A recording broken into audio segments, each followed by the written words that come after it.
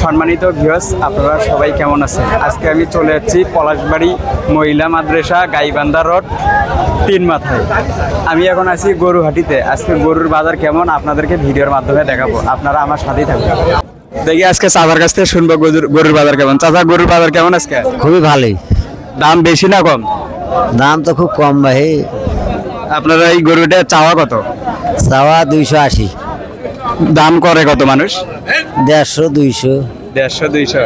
ঠিক আছে, মুরব্বীর কাছ থেকে শুনবো মুরব্বীর বাজারে এসে মন খারাপ কেন? চাচা, মন খারাপ কেন আপনার? গরু বাজার কম।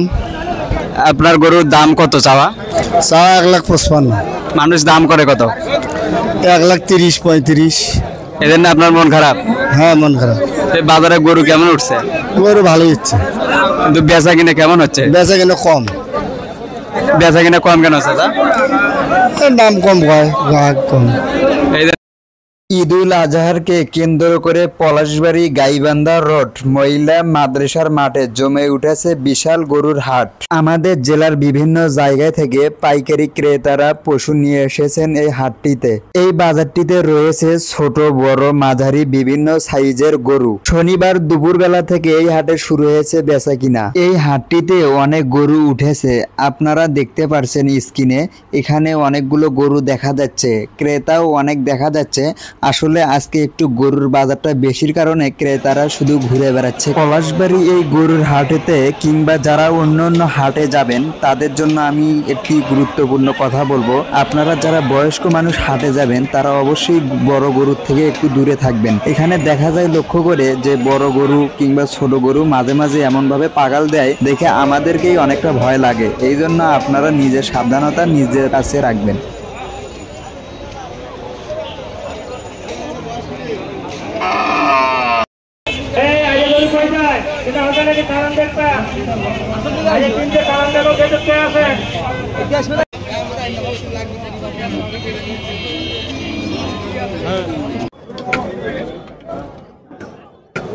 খুলে